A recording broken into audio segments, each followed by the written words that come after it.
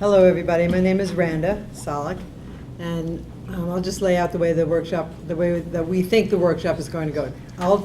I'm going to introduce Carolyn. She'll talk for about 20 minutes. She's kind of the founder of this whole line of activism. And then I will give you a packet. You don't need to write many notes. I have all the information for you written out. I'll give you a packet, some highlighters, and we'll go very quickly through the information that you can read it at your leisure at home. And then for the next 20 minutes, I'll talk about what we did in Santa Cruz to start the ball rolling with this. And then we'll have the last half an hour to talk among ourselves. Slugs. Yeah. So yeah, banana slugs.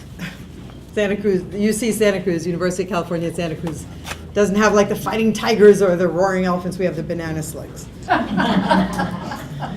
It used to be fitting to our town. I don't know anymore. So you're here because all of us know in our hearts that we're responsible for what we're passing on to our children. And it's a mess. And we need to do something about it right now. We need to do something on every level. I just saw Garal Paravitz and someone else talking about local control, and this is going to feed into what we can do locally. Actually do things right now to start changing everything. I think that those people who know that the planet is dying walk around in a kind of a depression. All of us. And you know what depression makes you do. Get into bed with a book or pull the covers over your head and not want to do anything. And that's what our fellow citizens are suffering right now. They know that this is such a huge problem, and what can they do? So they go watch television, or my husband watches his Dodger games, or the kids go surfing and don't think about anything else, because how can you deal with something so huge? So what Carolyn and others have done is give us a way to get out of that powerlessness. And I think what this whole conference is about different ways to get out of that powerlessness. What are we going to actually really do right now to start turning things around? So we have a couple of models. We have some things that you can use that you can take back to your own communities. And I want to make sure that there's enough time at the end so that we can talk about how might you use these the best in your community. So let me introduce Carolyn. She's an environmental attorney, co-founder of Science and Environmental Health Network. You'll see that in your notes, but you can write that if you need. It's SEHN.org, Science and Environmental Health Network, where many of these materials are drawn from. And she met with Harvard Law School for 2.5 years, and together they came up with a bunch of documents that we can all really use. She's working on the precautionary principle as a basis for environmental and public health policy. I met her at the Women's Congress in Utah last year, and Carolyn was a big part of putting this together. A bunch of women sitting around from different places talking about what can we do. So, Carolyn Raffensperger. I'm going to actually start with what she talked about with the depression, because I think it's something a little bit more than depression. I think it's actually the kind of foundation that we talk about with PTSD and soldiers. And what they've discovered is that the basis for PTSD with soldiers is not necessarily fear, but that it is actually a moral injury to the soul. When you have violated a fundamental part of the moral code, that you can suffer a profound, am I supposed to be wearing that, or No, that was holding on to it? No. I just, I'm sorry.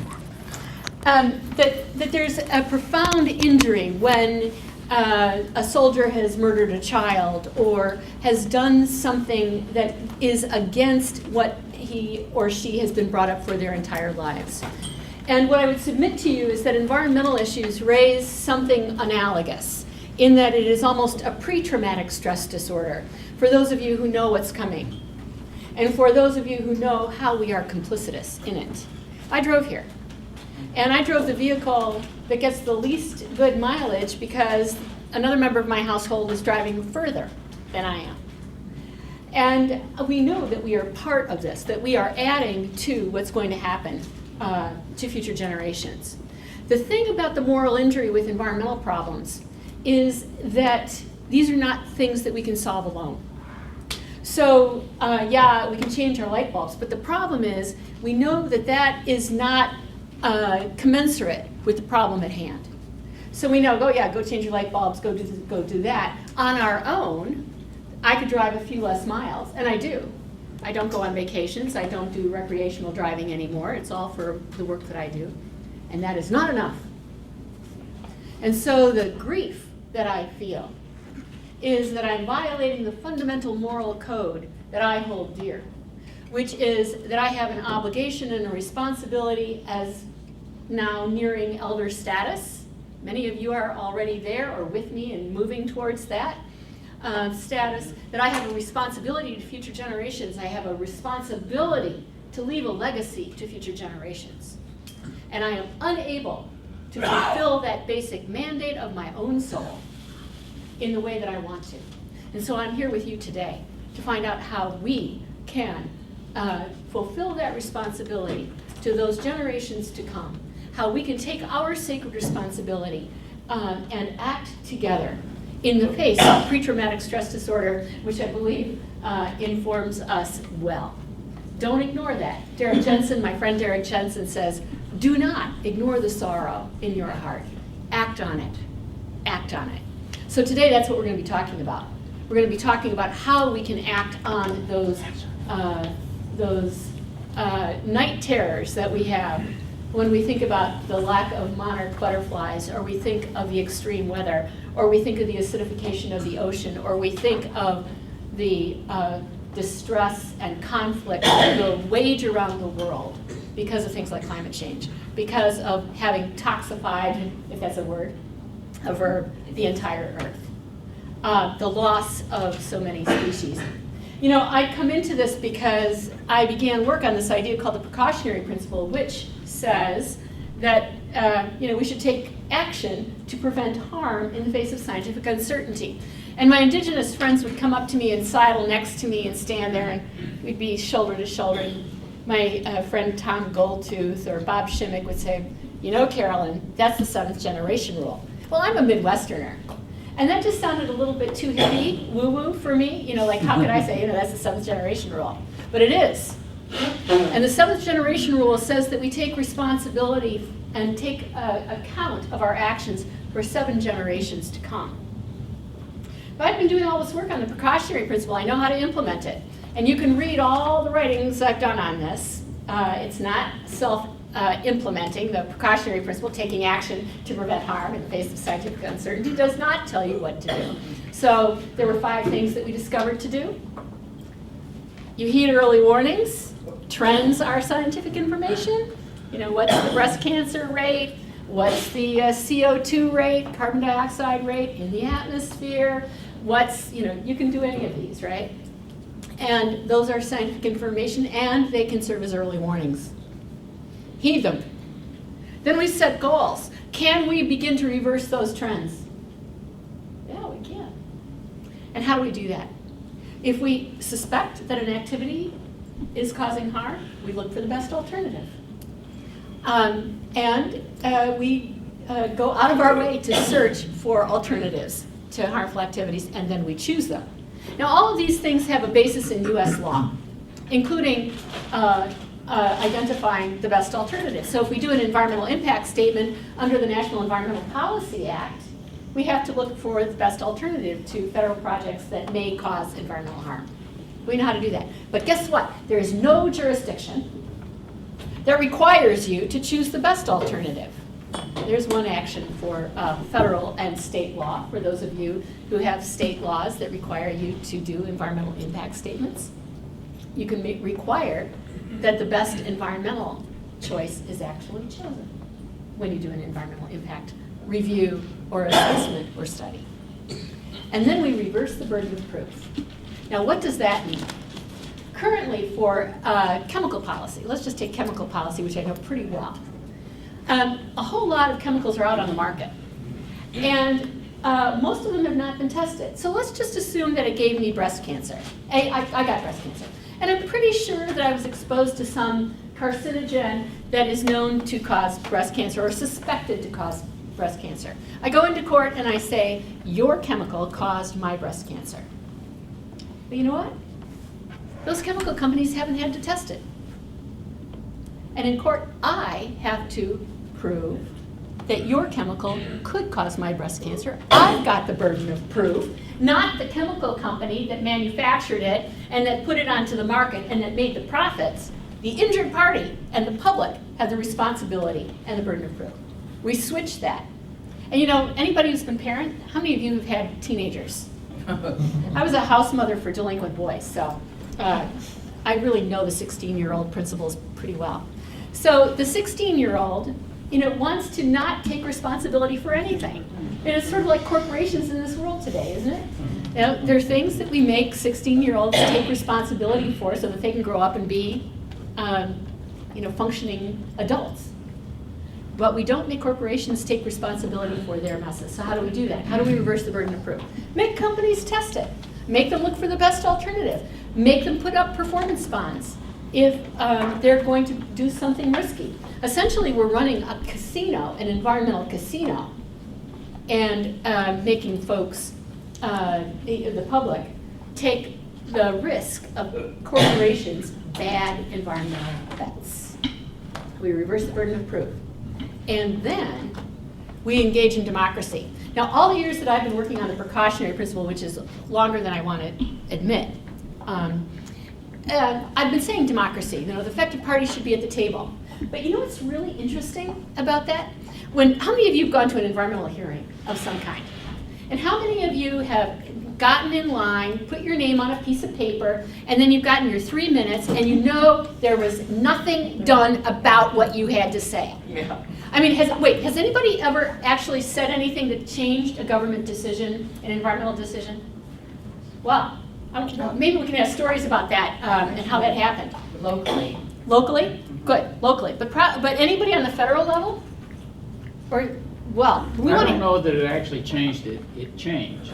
I said the pipe was too thin for the XL pipeline, and they changed it to American standard. I am giving you a standing ovation. So there are rare occasions, and they're rare in my experience. The number of times when I've stood up before somebody and they do the pro forma public participation, right? And think that somehow that's been democracy. Well, I've got a new idea. And that is an emerging right that I think is the emerging human right. It is the emerging women's right. It is the emerging right of community. And almost everything that I'm going to be talking about today and tomorrow is the emerging law of community. So the law of the commons, the law of how we actually carry out democracy, rights with each other rather than I have a right to. So language shifts. We'll unpack all that because that's just a lot of headlines that might not convey a lot of meaning. But after Nuremberg, we have an individual right to give free, prior, and informed consent before we actually can have an experiment done on us, right? Going to the hospital, and for that breast cancer that I got from ingesting your chemical or being exposed to your chemical, now they want to do a test on a drug, a pharmaceutical, right? But what they have to do is they have to run it through an institutional review board to decide if that is ethical and if I can give my consent. Free, prior, and informed consent. Well, the UN Declaration on the Rights of Indigenous People said not only do individuals have a right of consent, communities have a right of consent. Now imagine if we actually operationalized a right of community consent to the pipeline, the Keystone Pipeline. I met with scientists at University of Nebraska and said, you're all in public health. What if we actually had a community review board that determined the two things an institutional review board does? Is it ethical? And do we have consent? Now this emerging right of communities to grant their consent to things that affect their community. Can you imagine the new kinds of institutions that we would do and have in place for that? So that's what I'm working on right now. How will we develop those new institutions to give consent? Now, it's a very different ethic than what we're currently operating under, which is the notion that the greatest good for the greatest number, which is an ethic. It is an ethic, the greatest good for the greatest number. But guess who it leaves out? It leaves out the minority. If it's good for 50.00001, right, it's going to fly, even if it gives the other 49.99999 breast cancer. Good for the economy. And we measure the utilitarian ethic in dollars. But you know what is not measured in dollars and which is not subjected to the utilitarian ethic? Rights. Rights are not subjected to the utilitarian ethic, and they cannot be measured in dollars. I do not sell and buy my right to free speech. You laugh. I do not buy and sell my right to practice my religion. Now imagine that we actually had a right to a clean and healthy environment, that you had a right to a clean and healthy environment. Imagine that we extend it to future generations. So when Randa was talking about my work with Harvard, I did not go to the environmental law clinic, because environmental law is free market private property law subject to the utilitarian ethic and subject to the market. So we went to the human rights, the International Center for Human Rights at the law school, and we drafted a constitutional provision acknowledging and recognizing the rights of future generations to a clean and healthy environment. So not only do I have that right, but we extend it to future generations, and then we extend it widely to the community. So that this is not just a right that I hold, but that these are rights that we hold with future generations and with our fellow members of this world, in this world, and not just human. We'll talk a lot more about that tomorrow in the panel that I'll be doing, because I've been working at synthesizing those who've been working on the rights of nature with those who've been working on the rights of future generations. So just as the idea of consent calls for new institutions, US EPA right now runs risk assessments on a new chemical or new mountaintop removal, whatever else it might be. And then they do a cost-benefit analysis on it, the utilitarian decision-making strategy, right? Risk assessment and then cost-benefit analysis. Is this a risk acceptable? Yes or no? Of course it is.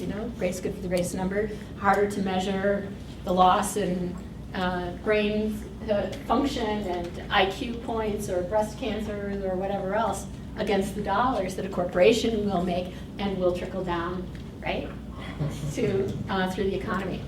So these rights of future generations also invite new institutions. Now, Barry Lopez said, look, we've had a couple hundred years of the experiment in government, and it's failed. And he said, we had set into place 3 branches of government. Now we've got 4. We've got the legislative branch, the administrative branch, and the judicial branch, and the corporate branch. Yeah. But once we got 4 branches of government, we no longer had checks and balances. Okay, so that hasn't worked. So I think this is the time for the new Tom Paine, the new Abigail Adams, the new thinking on government. So the left hates government, and the right hates government. We know the right hates government, and all the debate is on what government is for, is size, right? How big it is and how little it is. What if that wasn't the debate? Oh, and by the way, why does the left hate government? Vietnam, Iraq, NSA spying, right? But we don't like it any better than anybody. The right wants to drown it because it gets in the way of the free market. But we have not developed a coherent theory of government. So I want to offer you one that emerged out of the work that I did on the precautionary principle. Because we'd go to government agencies, and I would be told that their job, and they even have signs on the wall that say this, my job, our job as EPA, California EPA, Michigan, Department of Natural Resources, whoever it is, our job is to balance competing interests. And guess what the definition of success is? When everyone is unhappy. Imagine going home and telling your wife and kids or your husband and kids, everybody unhappy today. You know what the Prozac budget of those agencies must be, if that's really what it is. So the reason that is because they're using a utilitarian ethic, and because the environment is free market private property law. So you don't want to let regulations get in the way of the market, solving the environmental problem. But if we move environmental law out of the bucket of free market private property law and into rights law, a whole bunch of different things happen. Now, we've done that before, parenthetically. We took slavery out of free market law and moved it over into that bucket called rights law. And I have to tell you, slavery was fabulous for the economy, fabulous. But we did not give slaves title to their own bodies. We said we will not buy and sell people anymore. We can do similar things with the environment.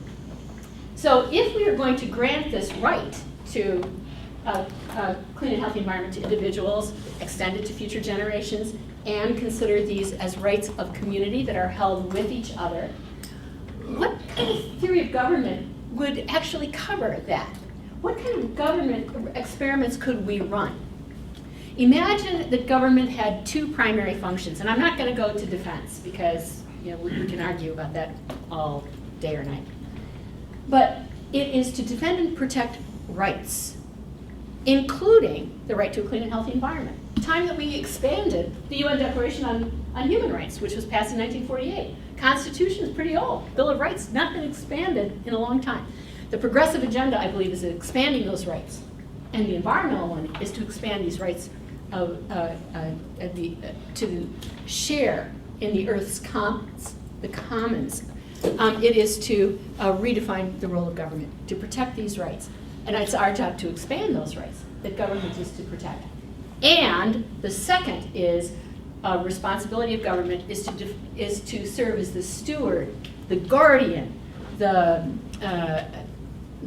trustee of the common wealth and the common health for present and future generations. So what are the commons? That road that got me here to this college, the sidewalk that I walked on to walk up, it is air, it is water, it is wildlife, it's the public institutions, museums and schools, etc. The bridges. Imagine if we tailored the budget of government to the commons that it was responsible for overseeing. We would not eviscerate the public and the national parks. We would restore those bridges. We would have a clean water infrastructure. We would take care of the rivers that are the water of our heartland. We would take care of the ocean. Now, we have some idea of the commons because you get a hunting and fishing license when you want to go hunting and fishing. We recognize that they're part of the commons. So that function of government is to serve as the trustee of the common wealth and the common health, public health, for present and future generations. Now, what kinds of new institutions would come out of that? An ethic that we have to, that future generations have rights and we have responsibilities. Imagine that we had a cabinet level office of the guardian of future generations. What would they do? Two things to start with. They would do an audit of the common wealth and health, right?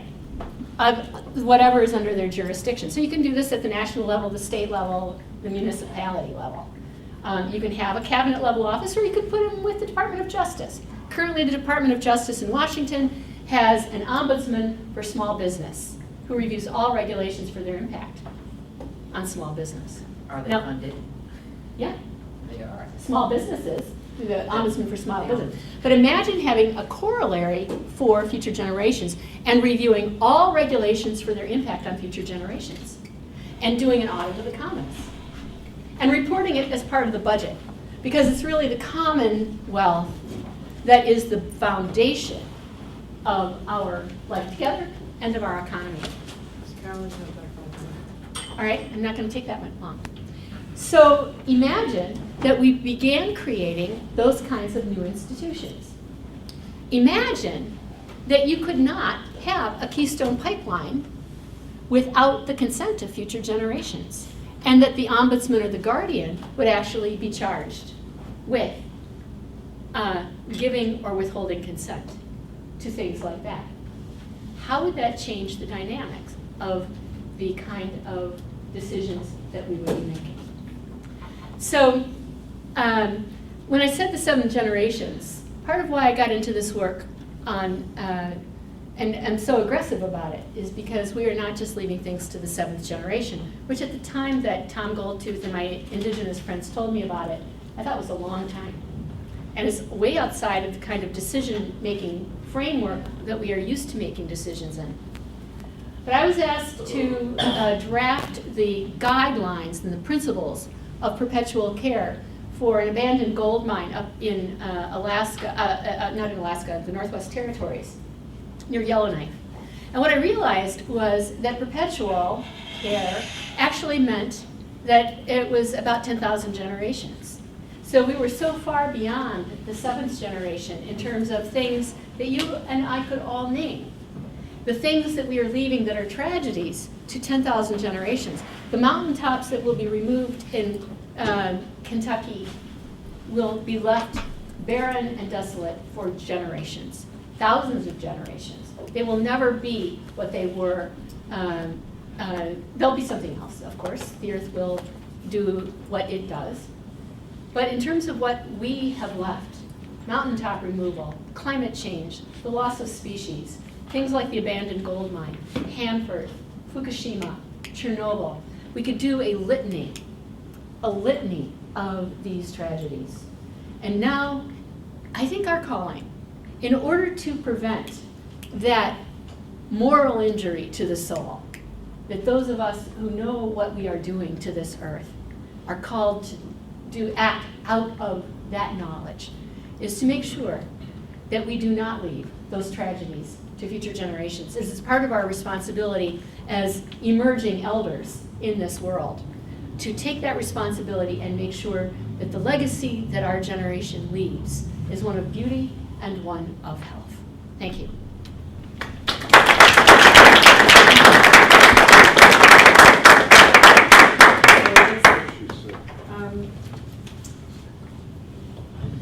Part of the brilliance of Carolyn's work with others is that they gave us actual tools to use. So let's see, Mike, you're in the back, and Tana, can you help too? Yes. Everyone should get one of these packets and a highlighter. If you have a highlighter for yourself, please get it out, but if not, we got them for you.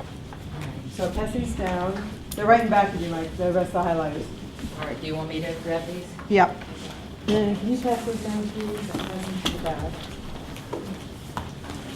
Okay. Did you want one? Yes, one can come. So if you pass those down, that would help. Thank you.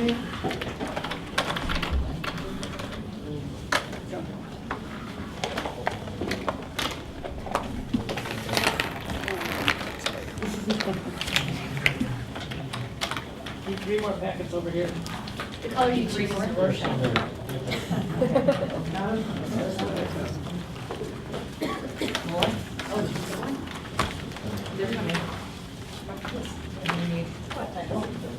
Okay, everybody have a highlighter? Is everybody okay? Highlighters? Can you pass this down, please? Thanks.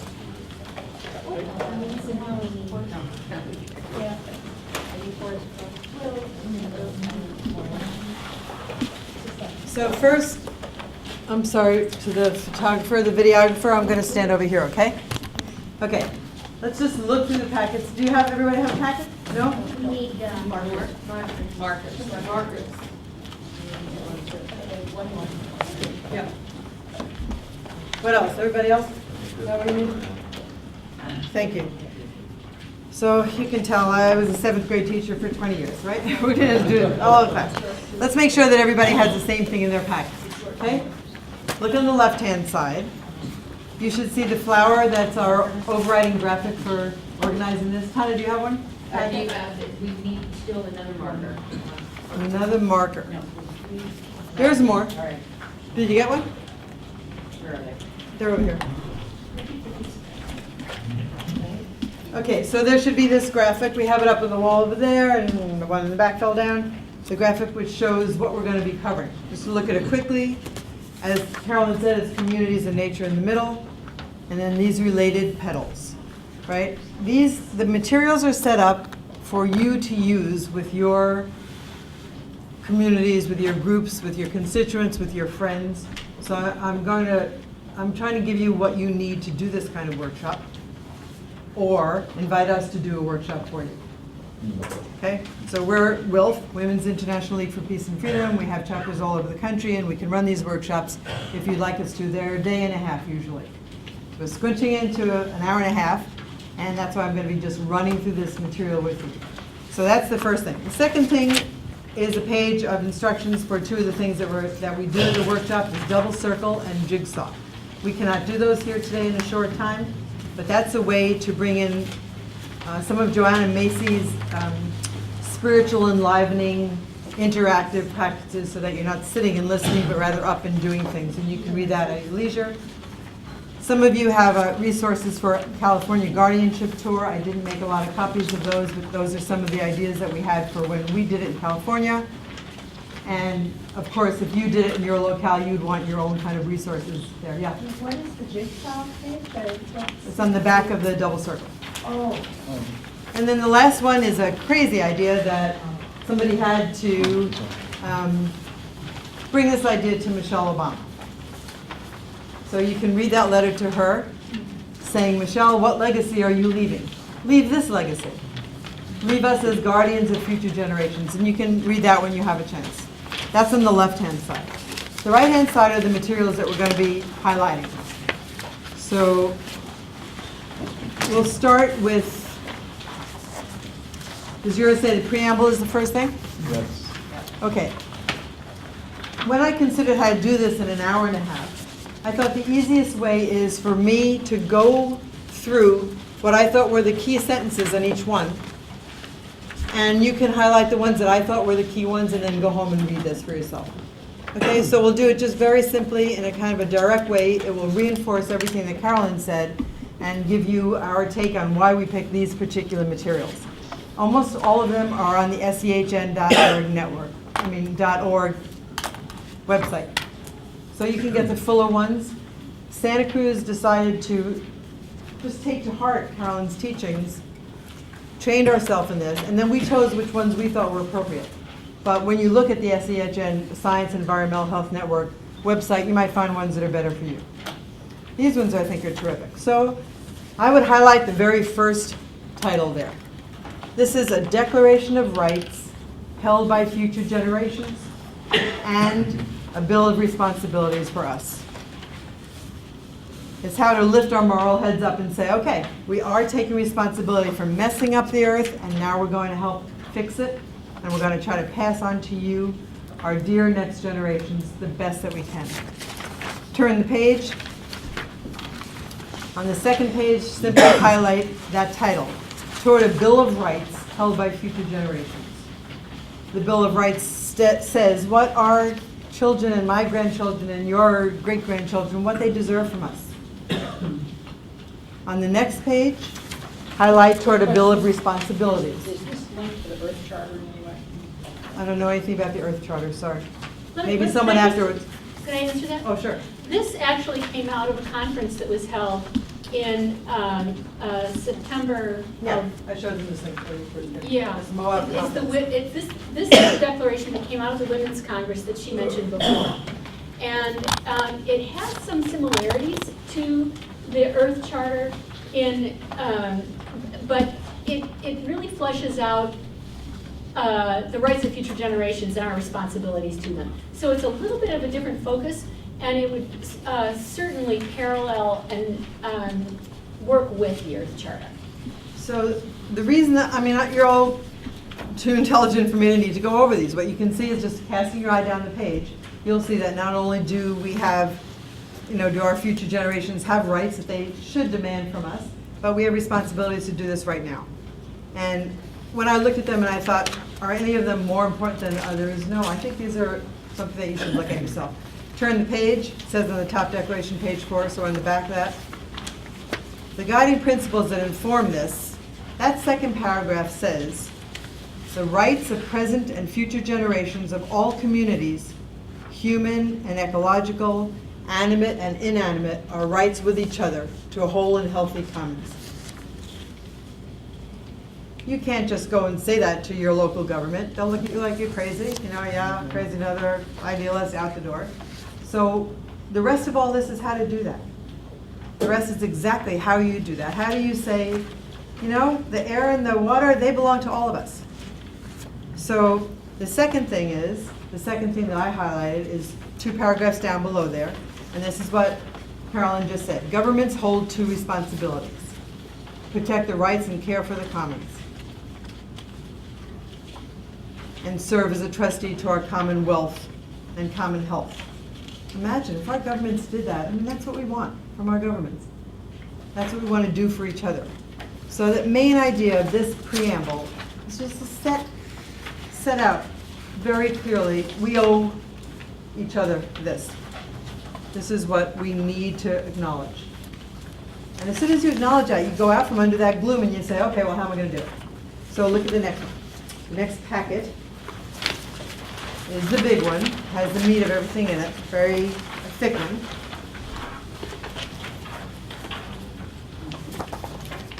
And we're going to go over that really quickly in a moment.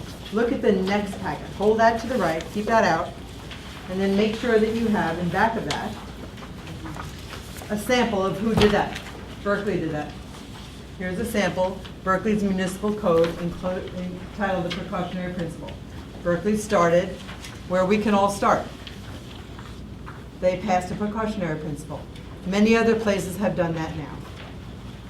Do no harm. First, do no harm. Even if it's not completely proven by scientific evidence, you wait.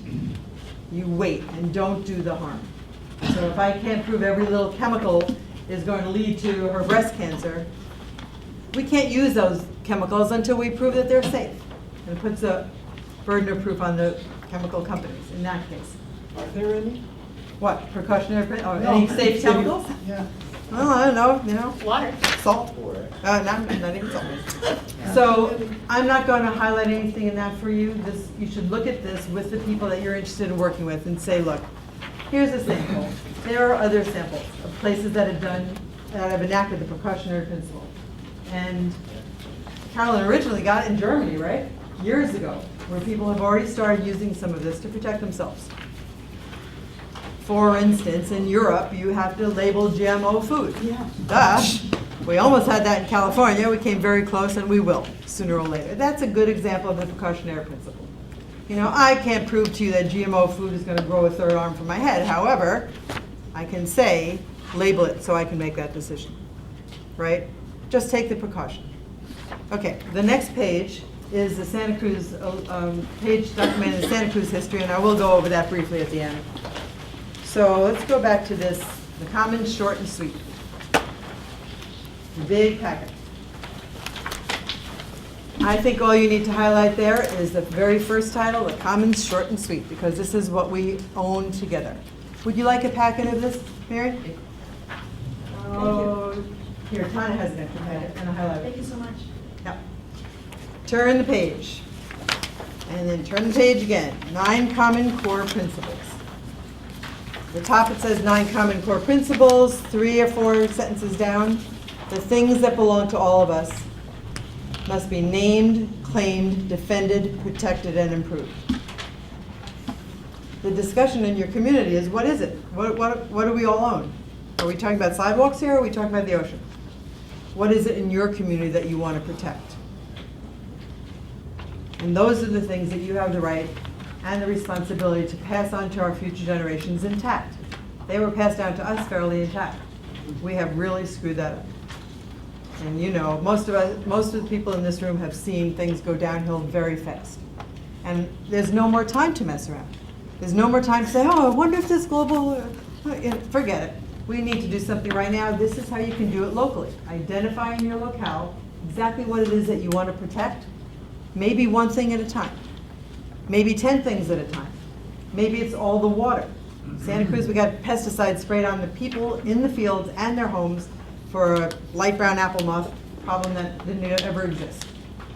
So do we want to worry about aerial spraying, or do we want to worry about all pesticides?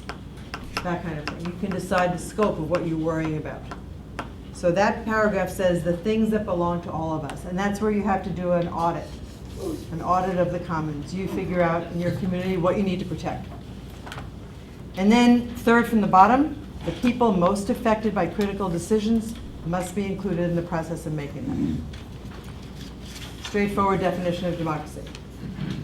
If there's a branch of your government over here making environmental rules for you, that doesn't cut it. That is just not good enough. If you're not sitting on there, or you don't have representatives on there, and if you're not that government entity, forget them. Get them out and put in somebody who actually represents us. And you all know that. That's why you're activists. Okay, turn to the next page. The ISCL statement. This is a little bit of history that's on the SEHN website. In December of 2001, these amazing people got together to say, we need our ecosystems protected. And there's a definition of the precautionary principle at the bottom of that first section. When an activity or condition raises credible threats of harm to ecosystems, precautionary measures should be taken even if cause and effect relationships aren't fully established. That's why I said you don't need to take notes. These people have done amazing work for us already, and we're taking it in. It's already been done. You can turn to the next page and just look quickly over that list of people. They come from everywhere. 12, 13 years ago, they were on it already. Do you have a packet, or do you want one? Sure. Sure. Tana has one right over here. Hi, Gail, you should take one too. Here. Turn to the next page. This is yet another statement, the wing spread statement, and this is one you might hear referred to. It's the more famous of them. Same thing. It's another formulation of the precautionary principle, and you can look at that list. 2 pages of amazing people who said, you know, get yourself together. Okay. The next page says the precautionary principle ordinances already passed in municipal or state legislation here in the country. Just in this country. We didn't do any other exploration of what's happening in Europe or happening in Bolivia or Ecuador or other places that are protecting their environment. This is just here already. So it started with Rachel Carson. The second paragraph says the human right to a healthy environment came from Rachel Carson. Bless her. She gave us a good kick in the pants and started us off by looking, right? The fourth paragraph down, then they made a Stockholm Declaration. The right to a healthy environment went all over the globe. As of 2012, 177 UN member nations recognize this root in their constitutions, not us. Somehow it's just so disheartening that we're always on the wrong side of this. Okay, but 177 other nations did. In their constitutions, they recognize the right to a clean environment and their responsibilities to future generations. Turn the page, 2003. It happened in New York. It happened in San Francisco, 2004. Oregon, Marin County. Turn the page. 2005, New York and San Francisco did more. The state of New Mexico did more. Emeryville School District. It gives you a good idea, this list, of what level you can do this on. Maybe your school district is just going to pass precautionary principle. Maybe it's going to be your county. California's county system. Maybe it's just going to be your city or your township or whatever. 2006, more. And the next page, Lyndhurst, New Jersey is worth highlighting. The ordinances of Township of Lyndhurst, New Jersey set out these 5 requirements for a precautionary principle policy. Everybody with me on this page, this short page here? What page number? JS11. Thank you. Ordinance of the Township of Lyndhurst, New Jersey has 5 requirements for do no harm. Anticipatory action, the duty to prevent harm, the right to know, the community has a right to know, alternatives assessment, full cost accounting. So letter D, I highlighted, when evaluating potential alternatives, there is a duty to consider all the costs. You know, we've been hearing about this lately, right? What does it really cost? What do these things really cost? Transportation, manufacturing, use, cleanup. I have solar panels on my house. Am I doing a great alternative energy thing? Well, yeah, they paid me $16 last month, but you know, it's all encased in metal, right? The metal is mined. Mined is trucked all over the place. It's based on the oil economy, let alone the rare metals that are used to make the solar panels. So what's the full cost accounting of this? This is not just, oh yes, this is alternative energy. It's also based on fuel economy, isn't it? Oil. So full cost accounting and transparency, public participation in telling us what is really the cost of what we're doing. So Lyndhurst did a good thing. Little Lyndhurst, New Jersey. Who would have thought? Okay, the next one says Carolyn Raffensberger and Tim Montague, legal guardianship for future generation, a roadmap. I wrote on this JS12, right, that these are excerpts. It's worth reading the whole thing. The excerpts are the most, I think, the things that make it jump out to you, that this roadmap is the most important document here. So they establish an office of a new legal guardian. So 2 paragraphs down, after Ben Franklin says, an office of legal guardian for future generations. That's what we're going to ask in Santa Cruz, our county, to establish. An office of legal guardians. It could be a person, it could be a committee. I'm not sure exactly how it will end up being, but we're going to say we want an office of guardianship. We want that established. Carolyn was saying at a cabinet level. I'm saying at a board of supervisors level, where one of our board of supervisors says, yes, please present this to us. He wants us to do this. So we have a kind of an in. It could be at a city level. An office of the guardianship for future generations means a simple thing. Every policy they make goes to that office. That policy will be evaluated for how it affects the future. Not only the people, but the land also. In my case, Santa Cruz on the ocean, the water. How is it going to affect the future? Every policy. They already have that. They have a Civil Rights Commission. They can't make policies that discriminate between races in Santa Cruz. So they already have that. They have a Women's Commission. How will these policies affect women and girls? Now we want them to set up an office of guardianship so that every policy that they make, whatever they think it's going to affect the future or not, that will be scrutinized. And that's where I think the heart of what any of us can present to our governments is. Ask them to do that. Is the guardianship one individual, or is it like could it be a citizens council? So we get away from this bit about having someone, a politician who's not responsive, but it can be really this, where people can elect people or choose people from the community. I'm with you, right. It should be probably way more than one person. It should be some kind of a commission or a citizenship. Okay. And elected would be the best, don't you think? Yeah. We'll address that later. Oh, okay, thank you. All the things that have been done around the world and Okay, thank you. So we'll talk about that, but here's what it shouldn't be. One person appointed by your mayor. That won't make it, right? We honestly want them to honestly start working on protecting ourselves. And when we're protecting ourselves, we're protecting our kids. You know, look at my grandkids. They need that protection from us right now. There's no more time to play. Okay, so about at the second paragraph up from this next division, it says, we've discovered. This is a really important sentence that Carolyn and others put in. Consider a rule that would specify that future generations would not inherit a debt without a corresponding asset. A guardianship office, I'll call it an office, might be able, it's right over here, might be able to make that kind of decision. If my board of supervisors is going to go ahead and do something that has to be made, we make sure that if we're going to lay $125 million desal plant on my grandkids to pay off, what are we going to give them in exchange? What is the asset that we're giving them?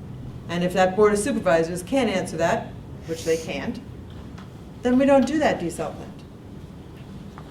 So it becomes like a little less subjective and a little more objective. What are you putting on there for a burden, and what are you going to be able to do? Okay.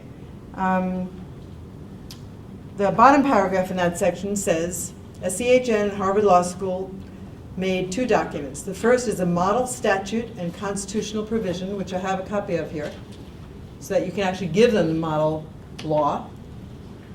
And the second are papers, which you'll see in a minute, which actually describe in legalese that kind of guardianship office.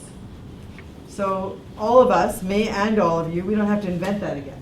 They actually worked out the papers that you can just put in your locale and your particular issues and use to give to your level of government that you want to affect. Okay, then there are a few ideas. There, then it says, page JS 13. So turn the paper over. Establish a guardian of future generations who would do 3 things. So this is what you're asking for. Create a legacy plan that would be an audit of the shared commons. The first is an audit of your shared commons, what it is that you want to protect. The second is perform, letter B, perform assessments of the impact of the government decisions on future generations. So this guardianship committee or group of people would say, okay, well, how is this affecting everybody and how will it affect everybody? And the third, like Carolyn mentioned already, is to identify and propose alternatives, a range of alternatives. If you did this, what would happen? If you did that, what would happen? What would happen if we didn't do anything? We're in the middle of an environmental impact statement review in Santa Cruz about a desal plant, and our local water board decided not to do. What if we did nothing? They didn't put that in there. What if we just didn't do that? Nor did they put in 8 out of the 10 alternatives that people have suggested for other things that we could do other than pay for this crazy desal plant. So this would make that impossible. This would mean that you have to lay out the full range of alternatives. And then people can judge and weigh those things. They can't weigh them if they're already taken out by some bureaucrat who says, I know who we want to build the desal plant, who's getting the money for that. You know, if it's already prearranged, it's stacked. Okay, a little bit before, below that, models for protecting the environment for future generations. And then the numbers 1, 2, and 3 at the bottom of there, those are the ones to read. How do we acknowledge that the present generation has an obligation? How do we embody that in legal means? What institutions can we create? They came up with 2 institutions. It's on page JS 14, turn the page. The 2 institutions they call guardianship and ombudsman. And they identified the courts too. So that's listed as courts, ombudsman, and guardians. Guardianship is what I described to you. Ombudsman seems to me to be a middle person who's negotiating between the different groups that are needing some change and the courts we know. So it'll be explained in one more second a little bit better. Turn to the next page, JS 16. JS 16 has that outline on the front. 1 is a summary, 2 are the legal bases, number 3, legal mechanisms. So you can highlight number 3, A, B, and C. I have just given a summary here of what SDHN came up with for what are the guardianship and ombudsman structures. Turn 2 more pages. Thank you for putting up with this. We're almost done. 2 more pages says models for protecting the environment, Appendix B. And Science and Environmental Health Network has actually come up with a structure. A proposed structure for a guardian for future generations. Letter A says the duties of the government initiating a consultation. Letter B says the guardian's duties in advocating for the best interests of future generations. And it lays out for you how a guardian would do that. If we were in this day-and-a-half workshop, then we could go through those together. But this is something that you can look at and see exactly what would a guardian do. On the next page, C, the duties of all parties in response to that advocacy. And D, what if they sue? The guardian's role in litigation. So what SDHN has done is laid out for us with Harvard Law School, with Carolyn's expertise, with other people who have put their brains together, what is it that you can present to your board of supervisors or your county or your whatever? And it's right there. The legal structure is already there. The next page is someone's opinion about if we gave rights to nature, would it change the climate debate? There's some stuff about Ecuador and Bolivia and how they've been successful in this. And on page JS22, this year in the spring, Santa Monica decided to pass the Sustainability Rights Act in spite of corporate interests. Santa Monica, California is a pretty good-sized city. And they decided to go ahead and take this work and go ahead and pass an ordinance. So this is another sample for you to use. Okay, I want to say publicly thank you. Because imagine having to do all this work ourselves. Oh my God, you know? This is 2.5 years of work by lawyers, with lawyers, just for us. And a way to help Santa Cruz to say, oh yeah, we can do this. Here. We have 3 public meetings. We wrote a little mini grant to Wilf, $500, something small, to reserve a couple of rooms to sit around and discuss this, to pay $350 to a lawyer to look over our last final version before we present it to our Board of Supervisors. This is small enough scale that everybody can do this in their locale. It doesn't solve the whole huge picture. You know, listening to Garal Perovitz, of course, this is dealing on a community level with the community problems that we have right now. While we think of those huge, large-scale solutions, while we think of that, our kids' futures are being eroded. So we have to do something now while we're reconstructing, while we're constructing whatever we want coming. And this is a way to do that now. You can take that also. Okay, so look at Santa Cruz. I made a list of the Santa Cruz steps that we've taken so far.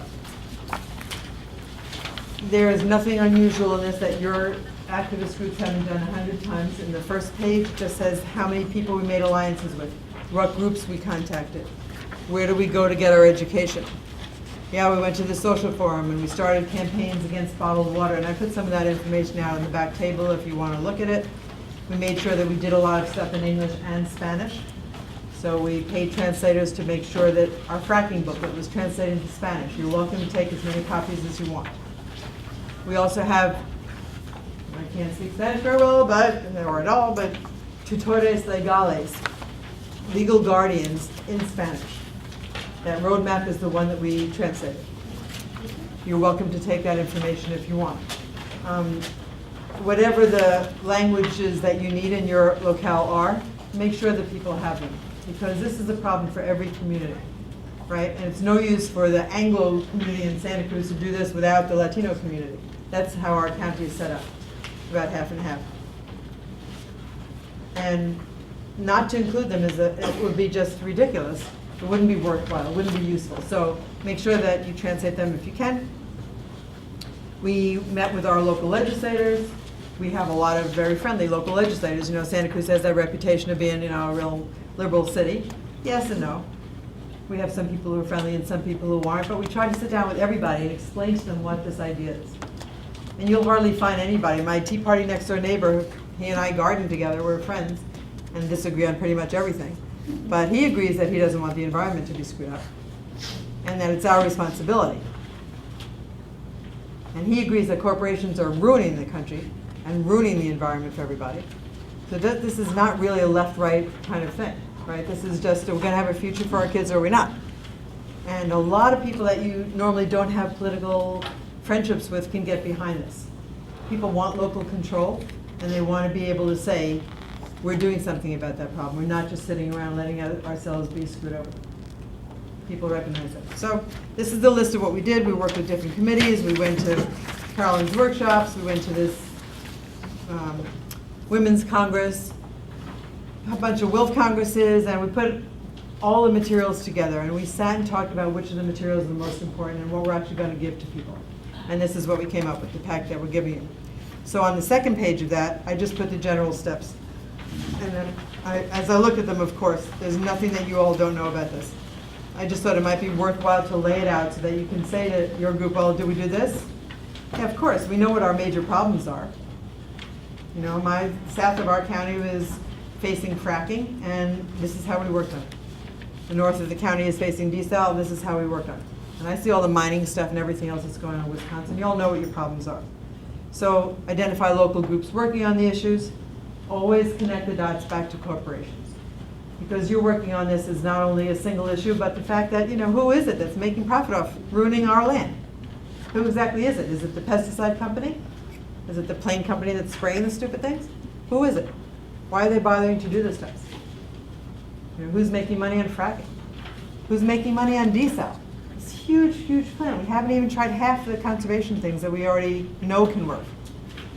But we want to pour energy and a tremendous energy suck as a desal plant, and also very environmentally polluted. So, for tribal kids. And through them, I could get to some indigenous people who will work with us on this. North Carolina, the Wilf Group in North Carolina didn't have to go to the indigenous folks, they came to them. Mountaintop removal of their sacred mountain. They were already looking for allies. And whatever the situation is in your area, there's people whose families have been invested in this for, 5, 6, 700 years, maybe 2,000 years? They're already wanting to protect their area. They don't think that they have white allies. And in North Carolina, the Wilfers were really, really happy, thrilled to discover that the people wanted to work together with them. Yeah. Ton is from the North Carolina Wilf chapter. The same thing is true in Central California in Fresno. In Fresno, there is a big, you know what migrant labor camps are, where, migrant workers living with their families and stuff? They're, of course, the ones that are on the short end of economic justice all the time. They had people mining the sand and the gravel to use in fracking. And that community had to buy bottled water for their water. Their water was so messed up. They were looking for allies. So it's a matter of finding the groups who are already fighting who you don't know, or you haven't contacted before. Same thing for young Latino families. I went to a film festival down in the south of our county. 300 people with all their kids and stuff having a great time at this film festival. Not one of them thinks that they can do anything about climate change. But that isn't true. So it depends on how you talk to people and where you go looking. Yeah. Have you had any court challenges yet? Not yet, but I'm sure there will be. Yeah. Look behind you, there's a large map on that wall. If you notice that green area, Yeah. if we get a rise in sea level about 25, 30 feet, an entire area of the Gulf Coast, Tidewater area will all be underwater. And right now, we are doing a solidarity sing-along at the Capitol to protest a governor whose policies are very environmentally destructive, including the mining bill. Right. And we are risking getting arrested. That's how much it's important to us. I know, I heard some people got arrested today again. They did. It's amazing, and of course, so that gentleman is exactly right. Of course, everybody's involved. There's none of us that aren't going to be affected. Some may be faster than others. What I'm thinking of when I'm looking at Santa Cruz is that I can hardly fight all of the effects that are going to happen in California, but I can maybe affect what's happening in our county, or our tri-county area, really. Well, being a banana slug myself, I'd like to thank you for what you put together, but I'm sorry, I'm sort of a wet blanket on the whole thing. No, go ahead. I spent about 27 years in local government planning of how to write long-range road plans for metropolitan areas, forests, BLM, the Everglades, provinces, Indian reservations. And what I discovered was we live in a world of criminal anarchy, and it ain't gonna happen. Give you an example. BLM office, Farmington, New Mexico. George Bush, produced a document called an energy emergency, which probably most everyone in this room is unfamiliar with. That emergency executive order threw out 3 generations or 30 years of environmental law, just gone. Yeah. All right? Meant nothing, right? Worked on the White River Forest. Spent 1.5 years of my life in Colorado working on that. Presented it with a public support, and commissioners unanimously support it. It doesn't show up in the EIS, okay? The point is that the money controls it, and you're not gonna get very far. It's a great value to say that, you're concerned about the environment, you're concerned about future generations. But the reality that's out there right now has nothing to do with this. And you might have a couple communities like Madison and Santa Cruz and Vermont that are sympathetic to these ideas. But the reality is that the balance of much of the rest of the nation is not. And even if the people are in the communities, the people who run those, the hidden oligarchy behind the city councils and the county commissioners, the guys with the money, they're not going to let it happen. And that's a Unless we real make them. sad. That is a problem. That's a sad reality. I'm listening to your hurt, and I want Listen. other people to have a chance to There talk are to. already, I worked as a planner, there are Yeah. already excellent frameworks to do environmental analysis without addressing the concept of the seventh generation. You can go to the American Planning Association, you can look at how do you do a good community environmental plan. You can go to all kinds of places. The reality, though, is what happens. What happens? I had a nationally significant farmland preservation study done in Boca Raton, okay? We passed it. I almost got fired in the process of doing it. You look at that place now, it's got about 6,000 homes on it. Okay, I'm gonna ask you to stop, but Yeah. the hurt that you feel, I feel that. I Yeah, honestly just do, think and about I it. understand that. But That's the reality of what it is. I thought that before, honestly, before I saw that these are actual ways that you can get your local government to control your local area, I said, well, we're not going up against the BLM. And we're not gonna go up against the people that are behind all these laws. But now I don't think that. I think honestly, that in our local areas, we might be able to get a foothold in this way. And I don't agree with you about the people in the middle of the country. Half of my family are, right-wing, I'm Jewish, right-wing Republican Jews, and, I'm embarrassed for them. What they're not doing, this is something that they can totally get behind. Because people feel that they love the area that they come from and they want to protect it, and they can see the degradation that we're doing for our children. I honestly don't think that having that as a hard and fast barrier in your mind, I think that makes you not think that there's ways to get around it, and I think maybe there are ways to get around it. So we have 20 minutes. I really would like people to talk, so we'll go 1, 2, and then man in the red shirt, do you have your hand up? No, you did. 3, 4, and 5. Let's just hear how people feel about this, and then maybe Carolyn wants to talk a little bit too. Who was number 1? Man in the back. I'd say just the opposite. The reality demands that we do this, not the reality being what it is. So The change it. reality demands that we hold ourselves responsible. I have to agree with you. Were you 2? Were you number 2, Tom? Yeah, I think so. I have a question for Carolyn. Is there anybody in my state, we really have no local sovereignty. We're one of the states where it was really North Carolina. taken away from us. We cannot make decisions about anything, and we're concerned about that because it's not only that way for the state, but also with the new, as you know, the TPP and TTIP, that's inscribing political rights for corporations at a global level that will will trump any kind of federal, state, or local laws. So do you have any recommendations, or are there any resources for people who are working with just the fighting for the right to have a say in their own, the protection of their commons? You have a really unique and difficult problem. My advice on that is to know that the pendulum swings back. So if in North Carolina, I think that we have seen, a couple of other states, maybe Florida and Texas, we've seen the pendulum swing so far over that the natural response is to have it swing back. So my advice, 900 of us have now been arrested No, in wow. the Tomorrow past Monday? 2 months. Tomorrow Tomorrow Monday. So Monday, here's- 900 people. Wow. so here's what you Nearly do. 1,000. Really, that's You get ready, so when the surprise happens, you've got new ideas and new Yeah, all right. institutions and We're new doing that. possibilities. You've got the groundwork laid, so that and I think actually that what we need to do is put together the equivalent of ALEC on our side. Yes, I agree.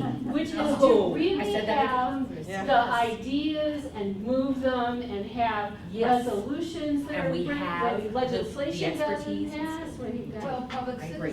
You know, We have them already. I heard someone talk about the African National Congress like that. Mandela Yeah. wasn't just sitting there getting those freezing showers and all Yeah. that torture. He wasn't just sitting there, he was planning. Yeah. And 16 years it took them to figure out when they got out, what would they have ready. What would they redo? So you get ready. Yeah. We are. And so that's, and you have it ready now, and you get ready and you mobilize. And then we realize that there's not just one branch of government, and not just two, there's three. And there's not just state government, there's federal government. Yes. And so we use every single thing we can. And I think about ideas like water and action like water. I move where there's a gap in the rock, where there's. Yeah. So the number of places that we've passed the precautionary principle, which now, internationally, the Maastricht Treaty, which put together the entire European Union, is based on the precautionary principle. We're jerking around the United States in all sorts of ways. Good. Which Like- comes as a surprise. Okay, if I go to the website, will I learn more about that? If These you little look up, gaps in if the you rock? look up Europe and the precautionary principle, Okay. sure, chemical policy, GMOs. All right, I grew up partly in Germany. Yeah, so, yeah. So we had number, And then the last thing is, I just went and spoke at the United Nations Environment Program on future generations and structures. There are structures around the world working on the rights of future generations, and I believe that the UN is going to put into place a high commissioner for future generations. So that's one of the things I'm working on. The other thing is that I think that the economic principles behind some of this, I think we're going to be having a meeting with the World Bank, which doesn't say much of anything, but. Yeah. But the beginning economic principles based on this. So no debt to future generations without a corresponding asset. No discounting. You tailor the budget to the commons at hand. You have an argument for what the budget should be, not just big or small. Right. So beginning to make those arguments and beginning to develop that legal analysis and economic analysis. We'll be holding a Women's Congress for Future Generations, the second one, 2014 in the Twin Cities, and it's going to focus on economics. Great. Okay. okay, so number 3, who was it? Yeah. Yeah, I just wanted to answer what this gentleman said. And I think a lot of our inability to get around the local oligarchs is because we haven't found a framework in which to touch people's hearts. We as liberals mostly, most of us are, we think that if we can appeal to people's heads, they'll figure it out, they'll understand. And what we're finding, where I'm working, is you have to touch people's hearts before they let you into their heads. So we have to tell those stories about all the things that you worked on in a way that people can understand how it affects them and will affect their family and their land. And that's all. Well, one thing that we designed the day-and-a-half workshop to do is to use some of these Joanna Macy exercises. She's a Buddhist teacher who was an environmentalist for 30 years. And she has some things that you can do together in a group to really open up that hurt that this man was talking about, acknowledge that it's there for all of us, and then work with it. So you can look at her books your own selves if you're going to do this, or you can look at that circle exercise. There's plenty of things to do to actually wake up people's hearts. And I think that in this kind of case, where we're all carrying such a heavy heart burden with this, that we need definitely to do both of those. So I also want to say one thing about what you had said, which is this may not be for everybody in terms of the length of time it's going to take. We don't have much time, and the thing that changes slowest in culture is law. It's just the reality of things. So fashion changes really quickly. 6 months and your teenagers are not wearing something you recognize from 6 months ago, right? So things change at a different rate, and law changes the slowest of almost anything. And I don't think everybody needs to do the same thing. We need to try a lot of different tactics. So if this is not your cup of tea, more power to you. No, the point is this, But that a there's lot of other- it was the Fed intervening in the local government and prohibiting the local Right. government. That's right. And if you look at where the Fed is between military, Native American, Forest Service, Department of Interior, surface waters, you're talking half of the surface of the United States of America is managed by the Fed, all right? And they are on a mission to rip it to shreds, okay? That's reality. That is a reality. But we Now- can have numbers against them. Now, you can be in a nice community that does not have to interact with the Fed because you're not next door to them. You're your options there are better. But even then, you're still stuck with the criminal oligarchy of the highway lobby that is ripped every city apart in the United States of America. That's what one of our fundamental problems is, and how do you deal with that? How do you deal with that? Thank you for saying how hard this will be, but also it's joyous. I mean, part of it is joyous. Who is number 4? Yeah, Oh, I'm sorry. I sort of wanted to reinforce this concern, but in the sense of saying that, I mean, I agree that one has to appeal to hearts as well as heads, but I think part of that process involves recognizing from the outset that the kind of things we're setting forth, however persuasive they may be, there's no such thing as a universal, unanimous consent to this type of thing. We live in a class-driven society, so part of our whole enterprise in this convention is also to recognize the clashes of interest, and there's some people who oppose this tooth and nail, and they hold down all the power, so that into this should be somehow integrated a recognition of this kind of dynamic that exists, and therefore of the need to build up the kinds of political organizations that are ultimately necessary in order to bring it down. I think probably that's why all of us are at this place. Yeah. Wait, was that someone number 5? You were? Yeah. Okay. No, you hold on. Yeah, I had a quick comment and then a question. So, I recommend that everyone study the anti-fracking movement in New York as an example of a place where all the money and all the power wanted to make fracking happen in New York. And people with no money and who didn't realize that they had power until they organized, stopped it. And we're winning in New York right now. And I'm optimistic that we will win in the long term. So that's an example of a success story. Everyone should check it out. And Sandra Steingraber is a dear friend of mine, and it just proves the role of the arts in some ways, in moving those hearts. It's wonderful what happened there, you know, and they look next door to Pennsylvania, so how bad it was. So how about your Yeah. next? Oh, I had a question as well. Oh, sorry, and then you can go, and then there's man in the back with black, and you too, okay? Okay, thank you. Yeah, so one issue that I'm very concerned about these days is the bee die-offs. And it seems that the laws and the principles that you're talking about are very relevant to that issue. And that seems to be the main controversy, that people are saying, well, since they haven't proven 1,000 times over a period of 100 years that these chemicals are causing the bee die-offs, then we don't have to do anything about it.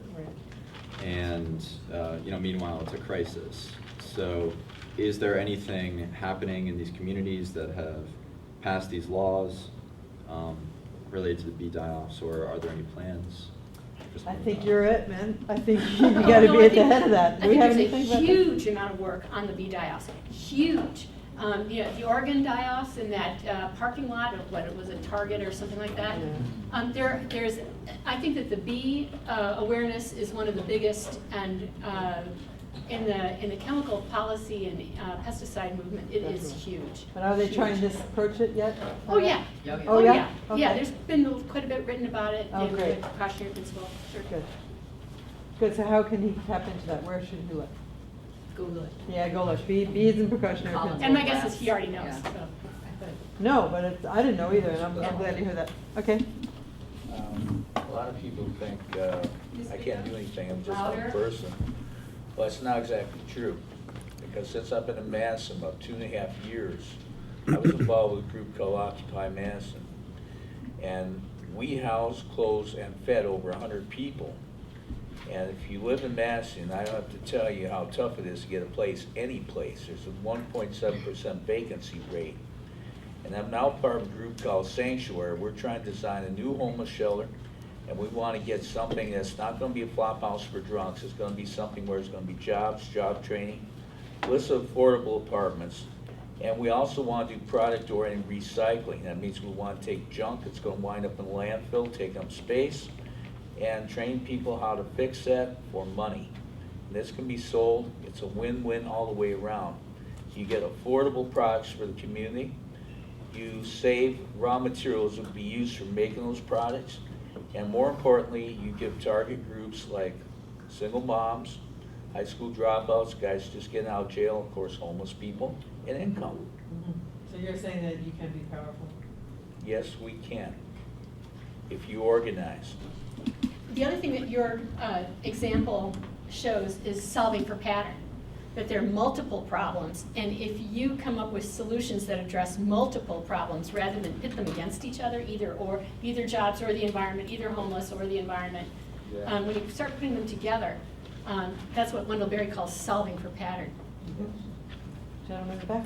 Well, I think, a lot of the topics that we're dealing with here are very much like the early stages of the civil rights movement, where, no one thought you could ever overturn Jim Crow. And in fact, there were not just laws, there were, guys in white, hoods who were going to make sure that nothing ever did change. And ultimately, it took a long time. Unfortunately, most of the people in this room lived through the civil rights movement. Fortunately, they did. So the lessons we can take from the civil rights movement is that it's going to take a long time. And you have to start with, I think this document embodies moral principles, things that do touch the heart, that are multi-generational, pan-political. It's like everyone has to drink water.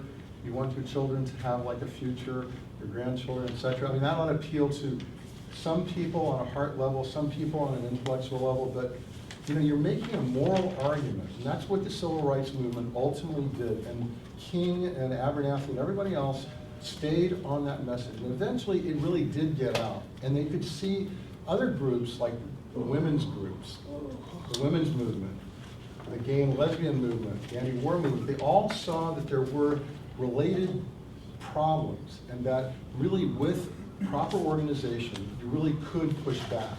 But it really starts, I think, as you were saying, with some heartfelt moral argument. And I think you just have to realize that it's going to be a longer fight. Thurgood Marshall, before Brown versus Board of Education, had been litigating these small cases for a long time. And then you have a watershed event, and then you have maybe like the lynching of Emmett Till, and then that breaks open into the Montgomery, Alabama bus boycott. You don't know what the trigger event is. Yeah. But the activists are the ones that have to keep speaking that truth and keep getting it out there. And hopefully that'll transmit to the people in this young man's generation, because we're not going to be around to inherit that future. We, as an obligation, generational obligation, owe them a better future. We need to give our historical and other resources to help them, because we haven't done a hell of a good job in the world we're giving them. So I just feel like we have examples that we can draw from. And I think that it's not about losing a heart, it's about confronting the power at every step and just coming back, because once they know we're not going away.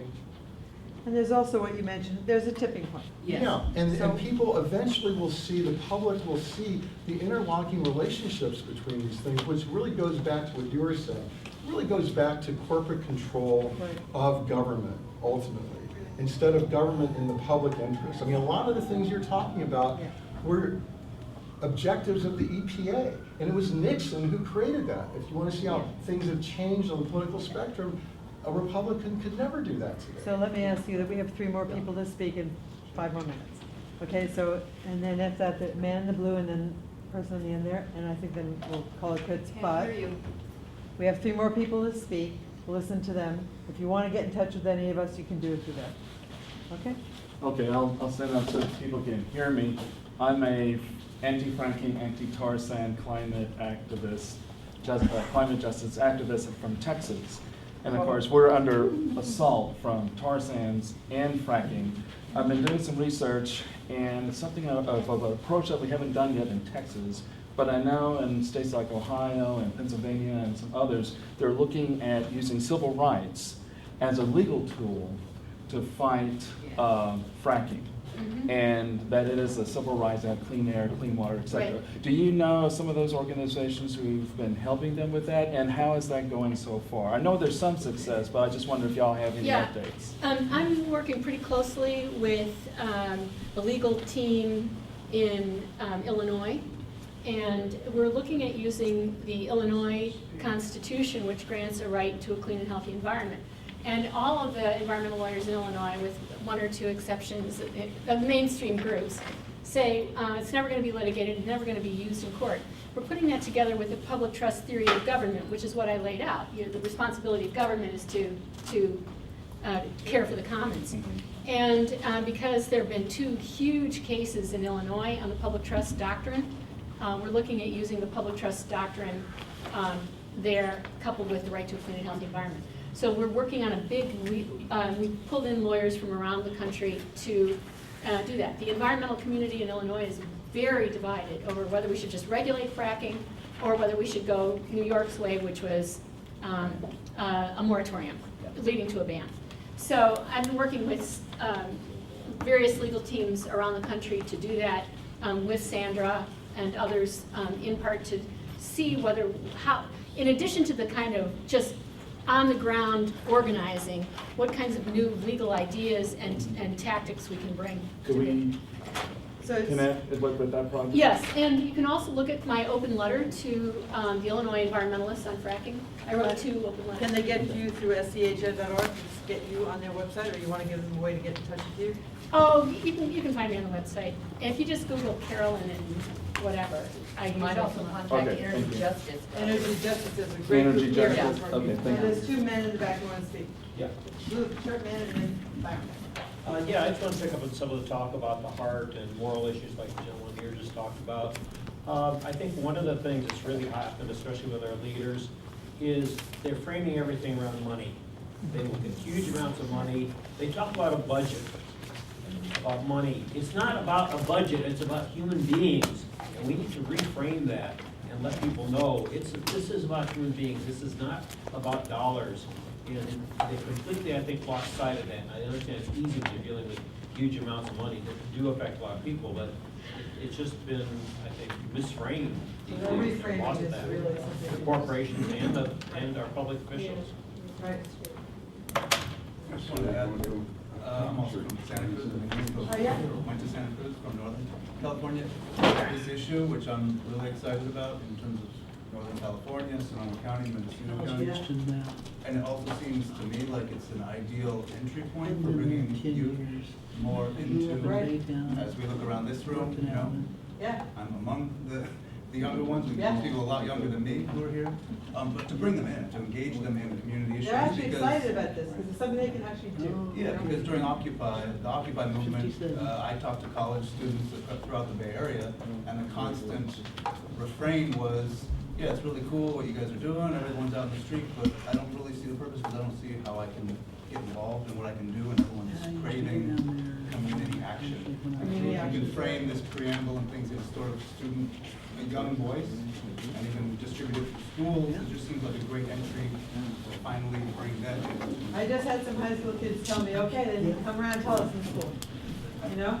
Because this is something you have to say to people, oh my God, the situation is terrible, they all know. You know, then the next question they ask is, what can you do? So, I hope this is useful to everybody. Hand for Carolyn, please. I want to recognize Dick Orland, who is sitting in this room, who's one of my longtime mentors. He was a volunteer with Sierra Club when I ran the Chicago office for 10 years. And I learned everything I know from people like Dick, and Dick in particular. I want to end with a poem by Hafez. The small man builds cages for everyone he knows, but the wise woman must duck under the moon to throw keys to the beautiful and rowdy prisoners. And we're forging those keys, and we're going to throw them over the wall. We're going to dig the tunnels. We're going to use them in every way. Go. And gravel rise. So before you leave. Well, this is the second one. The first one was